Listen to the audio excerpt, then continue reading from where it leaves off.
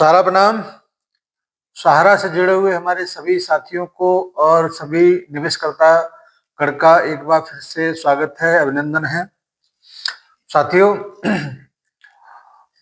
जब से हमने अपना ये अभियान शुरू किया है तब से लेके आज तक हमेशा हम लोगों ने सुप्रीम कोर्ट के जो भी आदेश हैं और सुप्रीम कोर्ट के प्रति अपनी कृतज्ञता और समर्पण और उसकी इज्जत अफजाई हमेशा किया है और कभी भी सुप्रीम कोर्ट के अगेंस्ट में एक शब्द हम लोगों ने नहीं बोला है, चाहे कितना भी मुसीबत, दिक्कत, समस्या, तारीख न मिलने के बावजूद हम लोगों के सामने रहा हो, लेकिन फिर भी हम हमेशा कानून के प्रति समर्पित भाव से ही अपनी बातों को रखते चले आए हैं और सरकार के प्रति भी कभी भी कोई भी गलत चीजें, गलत बातचीत हम लोगों ने नहीं कहा है और हमेशा इस बात की उम्मीद रखा है कि आज नहीं तो कल शायद सहारा की भावनाओं को या सहारा के लाखों कार्यकर्ता साथियों को या निवेशकों के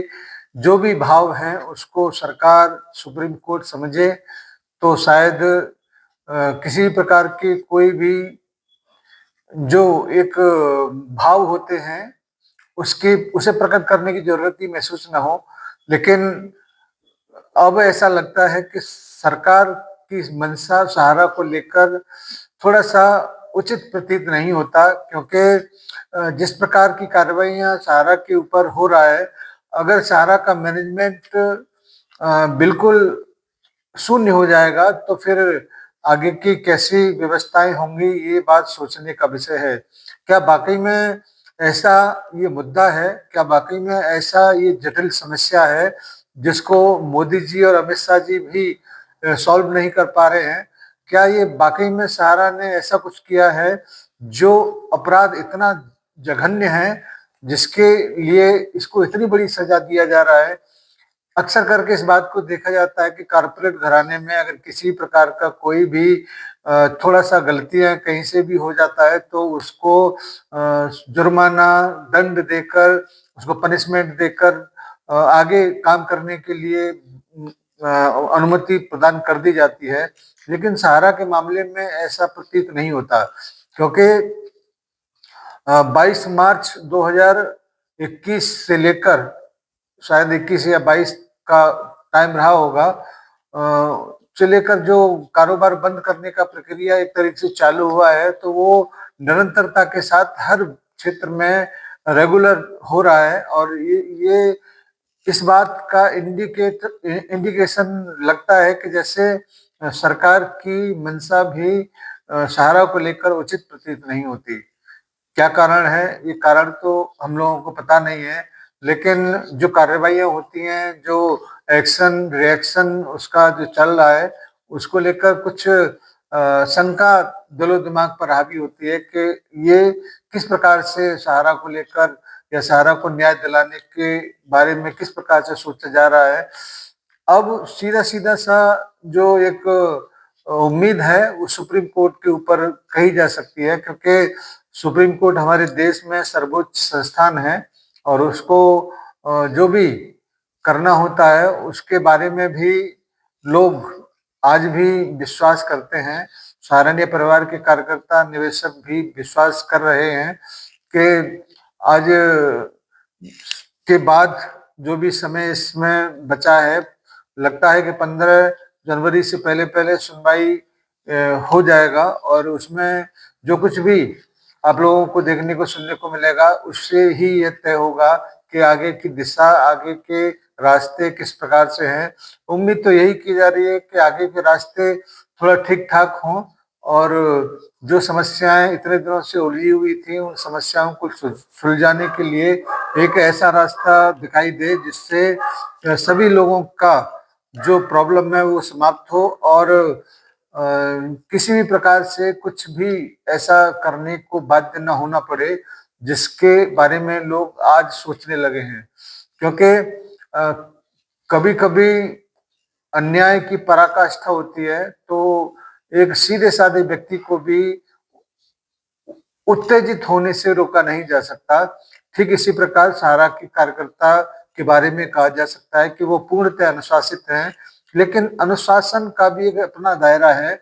जब अनुशासन का बांध टूटेगा तो किस प्रकार से उसका नजारा होगा, ये तो आज की स्थिति में नहीं बताया जा सकता, लेकिन महसूस जरूर किया जा सकता है कि अगर अब इसको और ज्यादा दिन तक रोका गया तो निश्चित रूप से ये विध्वंसकारी हो सकता है। इसीलिए साथियों, हम लोग निश्चित रूप से जो इंतजार कर रहे हैं वो अब सुप्रीम कोर्ट की जो अंतिम तारीख है, जो आने वाला है, अंतिम सुनवाइयां जो होने वाला है, 1-2 सुनवाइयों के अंदर अंदर पूरी तस्वीर क्लियर होगी। उसके बाद में आगे के क्या रास्ते होंगे, कैसे हम लोग आगे अपने आप को सरवाइव कर पाएंगे, ये तो आने वाला कल बताएगा। लेकिन ये बात जरूर पक्का है कि सुप्रीम कोर्ट की जो अंतिम जो सुनवाइयां जो होने वाला है वो जरूर निर्णायक होगा और कई सारे लोगों के लिए वो दिशा और दशा दोनों तय करेगा। क्योंकि जो एक इंतजार का एक समय होता है वो निश्चित रूप से गुजर चुका है। अब परिणाम की बारी है और उसी परिणाम के इंतजार में करोड़ों निवेशक और लाखों कार्यकर्ता साथी जो आज बेरोजगार होकर घर बैठे हुए हैं, उनके लिए ये देखना बहुत बड़ी बात होगी कि वो निर्णय जो कुछ भी होगा वो किस तरफ आने वाला है। हम लोग इंतजार करते हैं और निश्चित रूप से आज की डेट में जो सोशल मीडिया पर एआई के माध्यम से जो भी अपने भाव व्यक्त किया जा रहा है, पोर्टल बंद करिए, सहारा के काउंटर से भुगतान करिए, ये एक नारा जो लग रहा है हिंदुस्तान भर के कार्यकर्ताओं के माध्यम से, वो निश्चित रूप से एक बड़े आंदोलन में भी बदल सकता है। इस बात का जरूर हम लोग समझते हैं और निश्चित रूप से आने वाले समय में जो भी सुप्रीम कोर्ट का जो सुनवाई होने वाला है उसके बाद क्या होगा क्या नहीं होगा ये तो आने वाला कल बताएगा। लेकिन ये बात सुनिश्चित है कि आने वाले समय में जरूर कुछ बड़ा होने वाला है।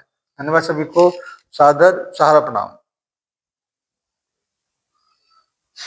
पावरफुल ज्यादा कौन होता है, बिजनेसमैन की पॉलिटिशियन? देखिए, अब सही ईमानदारी से पूछोगे तो पावरफुल तो पॉलिटिशियन ही होता है। क्यों?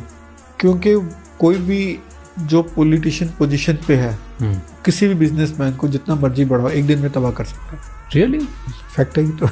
इन्फ्लुएंशियल नहीं होते क्या बिजनेस ओनर्स? इन्फ्लुएंशियल होते हैं लेकिन ultimately they are at the mercy of politician. और जितना बड़ा हो बिजनेसमैन, जितना बड़ा हो, उसको तबाह करना पॉलिटिशियन के लिए उतना ही आसान। क्यों? क्योंकि उसके स्टेक्स इतने ज़्यादा जुड़ जाते हैं कि सरकार कोई भी पॉलिसी में ट्वीक करके, चेंज करके या कोई और उसके लिए प्रॉब्लम क्रिएट करके उसको कभी भी तबाह कर सकती है।